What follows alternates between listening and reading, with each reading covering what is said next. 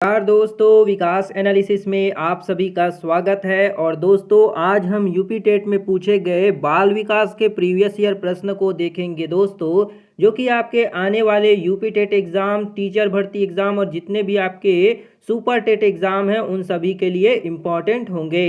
तो दोस्तों, अगर आप हमारे चैनल पर पहली बार आए हैं तो प्लीज़ हमारे चैनल को एक लाइक और सब्सक्राइब सपोर्ट जरूर करिएगा। चलिए दोस्तों, इन प्रश्न को हल करते हैं। पहला प्रश्न है आपका, कोहलबर्ग का सिद्धांत निम्न में से किस विकास के से संबंधित है ना। जो कोहलबर्ग का जो सिद्धांत है विकास के किस से संबंधित है।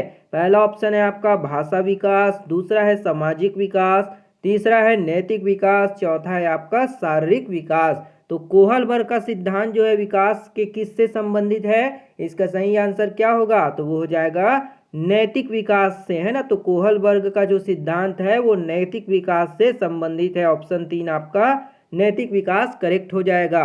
अगला प्रश्न है, अभिक्रमा अभिक्रमा योजित अधिगम का प्रत्यय किसने दिया था। जो अभिक्रमा योजित अधिगम है उसको किसने दिया है। पहला ऑप्शन है हल, दूसरा है थार्नडाइक, तीसरा है स्किनर, चौथा है आपका वाटसन। तो अभिक्रम योजित अधिगम का प्रत्यय किसने दिया था, तो इसका सही आंसर क्या हो जाएगा, तो वो होगा स्किनर ने दिया था ना। ऑप्शन नंबर 3 स्किनर आपका यहाँ पे सही हो जाएगा। अगला प्रश्न है, व्यवहारिक क्षमताओं में वह सापेक्ष स्थायी परिवर्तन जो कि प्रबलित अभ्यास का परिणाम होता है उसे क्या कहते हैं। पहला ऑप्शन है अधिगम, दूसरा है अभिप्रेरणा, तीसरा है अभिवृत्ति, चौथा है आपका अभिक्षमता। तो इसका सही आंसर क्या हो जाएगा, वो होगा आपका अधिगम कहते उसे, है ना। जो व्यवहारिक क्षमताओं में सापेक्ष जो है स्थायी परिवर्तन होता है ना उसको क्या कहते हैं, हम अधिगम कहते हैं। तो ऑप्शन नंबर 1 अधिगम आपका करेक्ट हो जाएगा। अगला प्रश्न है आपका यहाँ पे, संज्ञान किस बुद्धि के सिद्धांत का हिस्सा है। जो संज्ञान है आपका बुद्धि के किस सिद्धांत का हिस्सा हो जाएगा।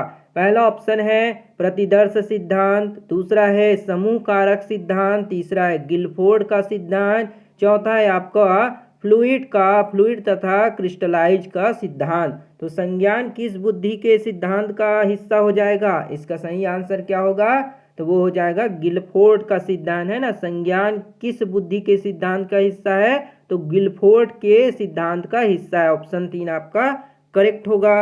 अगला प्रश्न है आपका, 8 वर्ष के सुधीर की मानसिक आयु 10 वर्ष है, उसकी बुद्धि लब्धि कितनी होगी। यानी कि आयु पूछा जा रहा है आपसे, तो यहाँ पे आपकी जो मानसिक आयु है वो कितना दिया गया है, तो मानसिक आयु आपका 10 है और वास्तविक आयु कितनी है 8। तो इसको आप 100 से मल्टीप्लाई कर देंगे तो ये कितने बार में चला जाएगा, ये आपका 4 दूनी 8, 4 पचीसम, है ना। और ये हो जाएगा आपका 2 से 5 बार में, तो कितना हो जाएगा 5 × 25 करेंगे तो 125, यानी कि 125 जो होगा इसका आईक्यू निकल के आ जाएगा। तो ऑप्शन 4 आपका 125 करेक्ट होगा। अगला प्रश्न है, संवेग का कौन सा सिद्धांत इस विचार को मानता है कि संवेगात्मक अनुभव संवेगात्मक व्यवहार पर आधारित है। पहला ऑप्शन है जेम्स लैंग सिद्धांत, दूसरा है हाइपोथैलेमिक सिद्धांत, तीसरा है सक्रियता का सिद्धांत, चौथा है आपका अभिप्रेरणा का सिद्धांत। तो इसका सही आंसर क्या हो जाएगा, वो होगा आपका जेम्स लैंग का सिद्धांत, है ना। जेम्स लैंग थ्योरी जो होगा आपका यहाँ पे करेक्ट हो जाएगा। अगला प्रश्न है, किसी इच्छा या आवश्यकता में रुकावट पड़ने पर उससे उत्पन्न होने वाला संवेगिक तनाव खाली स्थान कहलाता है। पहला ऑप्शन है आपका द्वंद्व, दूसरा है कुंठा, तीसरा है चिंता, चौथा है आपका तनाव। तो किसी इच्छा या आवश्यकता में रुकावट पड़ने से उसमें उत्पन्न होने वाला जो संवेगिक तनाव है उसे क्या कहते हैं, तो उसे आप कुंठा कहते हैं ना। फ्रस्ट्रेशन जो होगा आपका यहाँ पे कुंठा करेक्ट हो जाएगा। अगला प्रश्न है आपका, निम्न में से कौन सा सीखने का नियम नहीं है। जो सीखने का नियम नहीं होगा उसको आपको यहाँ पे बताना है। पहला ऑप्शन है तत्परता का नियम, दूसरा है तनाव का नियम, तीसरा है आपका प्रभाव का नियम, चौथा है अभ्यास का नियम। तो सीखने का कौन सा नियम इनमें से नहीं होगा, तो इसका सही आंसर हो जाएगा आपका तनाव का नियम, है ना। तनाव रहेगा तो कैसे सीख पाएंगे, तो ऑप्शन नंबर 2 तनाव का नियम आपका करेक्ट हो जाएगा। अगला प्रश्न है, पियाजे मुख्य रूप से किसके अध्ययन के लिए जाने जाते हैं? जो पियाजे मनोवैज्ञानिक है वो किसके अध्ययन के लिए जाने जाते हैं? पहला ऑप्शन है भाषा विकास, दूसरा है यौन विकास, तीसरा है आपका संज्ञानात्मक विकास, चौथा है आपका सामाजिक विकास। तो बहुत ही इजी प्रश्न है, पियाजे मुख्य रूप से किसके अध्ययन के लिए जाने जाते हैं? तो इसका सही आंसर होगा आपका संज्ञानात्मक विकास, है ना, कॉग्निटिव डेवलपमेंट आपका यहाँ पे करेक्ट हो जाएगा। अगला प्रश्न है, जब मानव शरीर के एक भाग को दिए गए प्रशिक्षण का अंतरण दूसरे भाग में हो जाता है तो इसे क्या कहते हैं?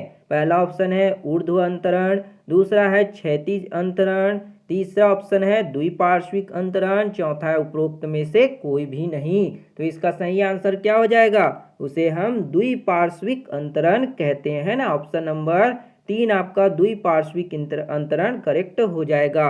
अगला प्रश्न है, दिए हुए प्राप्तांकों के समूह में जो प्राप्तांक बहुधा सबसे अधिक बार आता है उसे खाली स्थान कहते हैं। पहला ऑप्शन है बहुलांक, दूसरा है आपका मध्यमान, तीसरा है माध्यक, चौथा है आपका मानक विचलन।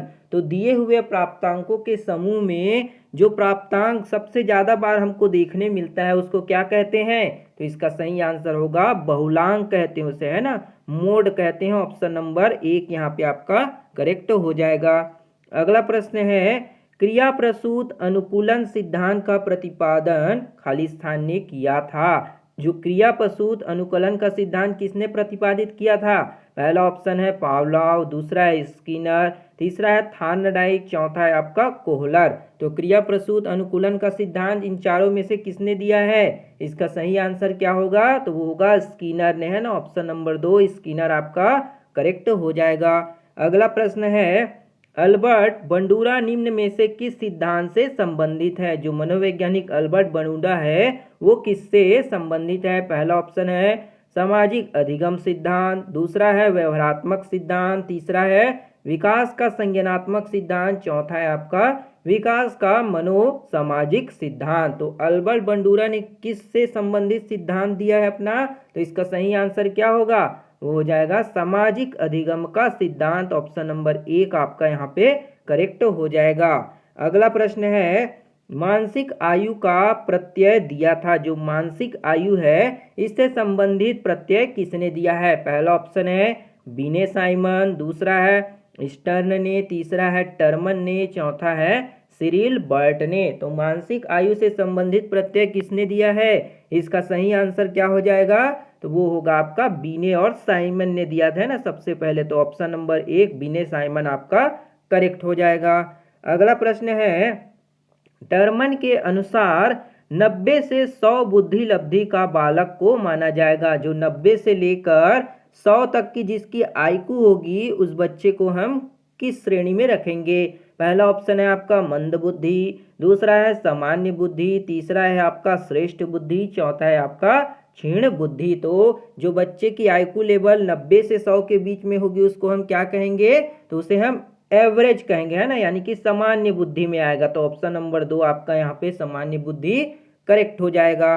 अगला प्रश्न देखते हैं, सीखने से संबंध प्रतिक्रिया सिद्धांत में पावलव ने प्रयोग किया है। जो सीखने संबंधित प्रतिक्रिया सिद्धांत है आपका उसमें पावलव जो मनोवैज्ञानिक ने किस पर प्रयोग किया है? पहला ऑप्शन बिल्ली, दूसरा है कुत्ता, तीसरा है आपका बंदर, चौथा है आपका चूहे पर। तो पावलव ने किस जानवर पर अपना प्रयोग किया है? तो वो हो जाएगा आपका कुत्ता, है ना। ऑप्शन नंबर बी कुत्ता जो होगा करेक्ट हो जाएगा। और बिल्ली पर अगर पूछा जाता तो बिल्ली पर किसने किया है? थार्नडाइक ने, है ना, थार्नडाइक ने बिल्ली पर प्रयोग किया है। और चूहे पर आपका स्किनर ने, है ना, स्किनर ने चूहे पर प्रयोग किया। और अगर बंदर यानी कि चिंपांजी अगर पूछता तो उस पर किसने किया है? चिंपांजी पर आपका कोहलर ने किया है। किसने? कोहलर ने किया है। तो इसको भी आप याद रखिएगा, है ना, इन सबको याद रखिएगा क्योंकि प्रश्न में इसी तरह से पूछा जाता है। अगला प्रश्न देखते हैं, सूझ द्वारा सीखने के सिद्धांत का प्रतिपादन किसने किया है? जो सूझ द्वारा सीखने का सिद्धांत है इसको किसने प्रतिपादित किया है? पहला ऑप्शन है थार्नडाइक, दूसरा है कोहलर, तीसरा ऑप्शन है आपका पावलव, चौथा है आपका वुडवर्थ। तो सूझ द्वारा सीखने के सिद्धांत को किसने प्रतिपादित किया है? तो वो किया है आपके कोहलर ने, है ना। ऑप्शन नंबर 2 कोहलर आपका करेक्ट हो जाएगा। अगला प्रश्न है, कार्य को आरंभ करने, जारी रखने और नियमित करने की प्रक्रिया क्या है? पहला ऑप्शन है आपका प्रेरणा, दूसरा है संवेदना, तीसरा है सीखना, चौथा है प्रत्यक्षीकरण। तो कार्य को आरंभ करने, जारी रखने और नियमित रूप से करने की प्रक्रिया को क्या कहा जाता है? तो उसे कहेंगे हम प्रेरणा। क्या कहलाएगा आपका? मोटिवेशन। प्रेरणा जो होगा आपका यहाँ पे करेक्ट हो जाएगा। अगला प्रश्न है, विस्मृति कम करने का उपाय क्या है? जो विस्मृति है उसको कम करने का उपाय क्या हो सकता है? पहला ऑप्शन है सीखने में कमी, दूसरा है सीखने की त्रुटिपूर्ण विधि, तीसरा है पाठ की पुनरावृत्ति, चौथा है स्मरण करने में कम ध्यान देना। तो इसका सही आंसर क्या हो जाएगा? वो होगा आपका पाठ की पुनरावृत्ति को कर सकते हैं ना। पाठ की पुनरावृत्ति करेंगे तो विस्मृति जो होगी आपकी कम होते जाएगी। तो ऑप्शन नंबर 3 जो होगा आपका पाठ की पुनरावृत्ति करेक्ट हो जाएगा। अगला प्रश्न है, क्रोध व भय प्रकार है। जो क्रोध है और भय किसका प्रकार है? पहला ऑप्शन है अभिप्रेरणा, दूसरा है संवेग, तीसरा है परिकल्पना, चौथा है आपका मूल प्रवृत्ति। तो क्रोध और भय जो है किसको बताता है? तो वो बताएगा आपके संवेग को, है ना। जो आपके इमोशंस है उसको बताता है। तो ऑप्शन नंबर 2 संवेग आपका करेक्ट होगा। अगला प्रश्न है, दूसरे व्यक्ति के बाह्य व्यवहार की नकल है। जो दूसरे व्यक्ति के बाह्य व्यवहार की जो नकल है वो क्या है? पहला ऑप्शन है आपका सीखना, दूसरा है अनुकरण, तीसरा है कल्पना, चौथा है आपका चिंतन करना। तो दूसरे व्यक्ति के व्यवहार की जो नकल करना वो क्या कहलाएगा? तो वो आपका अनुकरण कहलाता है ना। ऑप्शन नंबर 2 अनुकरण आपका करेक्ट हो जाएगा। अगला प्रश्न है, यदि पूर्व ज्ञान व अनुभव नए प्रकार के सीखने में सहायता करते हैं तो उसे कहते हैं। पहला ऑप्शन है नकारात्मक प्रशिक्षण स्थानांतरण, दूसरा है सकारात्मक प्रशिक्षण स्थानांतरण, तीसरा है प्रशिक्षण स्थानांतरण, चौथा है आपका सीखना।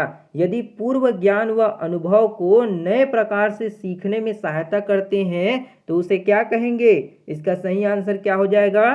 तो वो होगा आपका सकारात्मक प्रशिक्षण स्थानांतरण कहलाता है। ऑप्शन 2 आपका यहाँ पे करेक्ट हो जाएगा। अगला प्रश्न है, सीखी हुई बात को स्मरण रखने या पुनः स्मरण करने की असफलता को क्या कहते हैं? पहला ऑप्शन है कल्पना, दूसरा है स्मृति, तीसरा ऑप्शन है विस्मृति, चौथा है आपका ध्यान। जो सीखी हुई बात को स्मरण रखने और पुनः जो है उसको करने की असफलता को क्या कहते हैं? इसका सही आंसर हो जाएगा आपका क्या? उसे हम विस्मृति कहते हैं ना। ऑप्शन नंबर 3 आपका विस्मृति करेक्ट हो जाएगा। अगला प्रश्न है, भाटिया बैटरी का प्रयोग निम्न में से किसके मापन के लिए किया जाता है? जो भाटिया बैटरी परीक्षण है ये किसके मापन के लिए किया जाता है? पहला ऑप्शन है व्यक्तित्व, दूसरा है रुचि, तीसरा ऑप्शन बुद्धि मापन के लिए, या चौथा है आपका अभिक्षमता।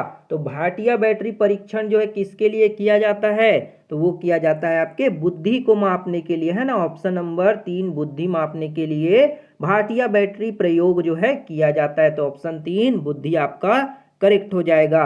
अगला प्रश्न है, हाल का सिद्धांत निम्न में से किसकी व्याख्या करता है? पहला ऑप्शन है बुद्धि की प्रकृति का, दूसरा है अधिगम्य अभिप्रेरणा की भूमिका, तीसरा है मूल्यों का विकास, चौथा है किशोरों का मनोविज्ञान। तो हॉल का जो सिद्धांत है वो किसकी व्याख्या करता है? इसका सही आंसर क्या होगा? तो वो होगा किशोरों का मनोविज्ञान की व्याख्या करता है ना। ऑप्शन नंबर 4 आपका यहाँ पे करेक्ट हो जाएगा। अगला प्रश्न है, मानव व्यक्तित्व के मनोलैंगिक विकास को निम्न में से किसने महत्व दिया था? जो मानव विकास के जो मनोवैज्ञानिक व्यक्तित्व है उसको किसने महत्व दिया? पहला ऑप्शन है आपका कमेनियस, दूसरा है हॉल, तीसरा है आपका हॉलिंगवर्थ, चौथा है आपका फ्रायड। तो इसका सही आंसर क्या हो जाएगा? वो होगा आपका यहाँ पे फ्रायड, है ना। ऑप्शन नंबर 4 फ्रायड जो होगा आपका यहाँ पे करेक्ट हो जाएगा। अगला प्रश्न है, मनोविज्ञान को प्रथम प्रयोगशाला को किसने स्थापित किया है ना, मनोविज्ञान की जो प्रथम प्रयोगशाला है उसको किसने जो है स्थापित किया। पहला ऑप्शन है डब्ल्यू वुंट, दूसरा ऑप्शन है सिगमंड फ्रायड, तीसरा है पावलव, चौथा है आपका वॉटसन। तो इसका सही आंसर क्या हो जाएगा, जो प्रथम मनोवैज्ञानिक प्रयोगशाला है उसको किसने स्थापित किया, तो इसका सही आंसर होगा आपका डब्ल्यू वुंट ने, है ना। ऑप्शन नंबर 1 जो होगा वुंट आपका यहाँ पे करेक्ट हो जाएगा। अगला प्रश्न है आपका, गेस्टाल्ट मनोविज्ञान की आधारशिला किसने रखी। जो गेस्टाल्ट मनोविज्ञान है उसकी आधारशिला जो है इन चारों में से किसने रखी। पहला ऑप्शन है फ्रांज ब्रेस्टानियो, दूसरा ऑप्शन है आपका मैक्स वर्मियर, तीसरा ऑप्शन है आपका एडगर रूबिन, चौथा है आपका कर्ट लोबिन। तो गेस्टाल्ट मनोविज्ञान की आधारशिला किसने रखी है, इसका सही आंसर क्या हो जाएगा, तो वो होगा आपका यहाँ पे मैक्स वार्थिमर, है ना। ऑप्शन नंबर 2 मैक्स वार्थिमर आपका करेक्ट हो जाएगा। अगला प्रश्न है आपका यहाँ पे, संघनन सिद्धांत निम्न में से किससे संबंधित है। जो संघनन कंडेंसेशन है वो किससे संबंधित है। पहला ऑप्शन है आपका अधिगम, दूसरा है अभिप्रेरणा, तीसरा स्मृति, चौथा है सृजनात्मकता। तो संघनन सिद्धांत निम्न में से किससे संबंधित हो जाएगा, इसका सही आंसर होगा आपका स्मृति से, है ना। मेमोरी जो होगा यहाँ पे आपका संघनन सिद्धांत से संबंधित है। तो ऑप्शन 3 आपका स्मृति करेक्ट होगा। अगला प्रश्न देखते हैं, क्षेत्र सिद्धांत निम्न में से किस वर्ग का योगदान है। जो क्षेत्र सिद्धांत है वो किस वर्ग का योगदान है। पहला ऑप्शन है व्यवहारवादियों का, दूसरा है आपका संरचनाविदों का, तीसरा है मनोविश्लेषकों का और चौथा है आपका गेस्टावाल्टवादियों का। तो इसका सही आंसर क्या हो जाएगा, क्षेत्र सिद्धांत किस वर्ग के योगदान से संबंधित है, तो वो हो जाएगा आपका गेस्टाल्टवादियों का, है ना। ऑप्शन नंबर 4 गेस्टाल्टवादी आपका यहाँ पे करेक्ट हो जाएगा। तो ये थी दोस्तों आपके बाल विकास के प्रश्न जो कि आपके यूपी टेट एग्जाम में पूछे जा चुके हैं और आने वाले जितने भी आपके टीचर भर्ती एग्जाम होंगे उनके लिए बहुत ही इंपॉर्टेंट है। तो दोस्तों आप इन प्रश्न को जरूर से हल करके जाइएगा, आपको एग्जाम में जरूर बेनिफिट मिलेगा। उम्मीद करते हैं दोस्तों आपको ये वीडियो पसंद आया होगा, वीडियो बढ़िया लगा होगा तो एक लाइक जरूर करिएगा, शेयर सपोर्ट और सब्सक्राइब भी जरूर करिएगा। मिलते हैं दोस्तों अगली वीडियो में, तब तक के लिए जय हिंद, वंदे मातरम।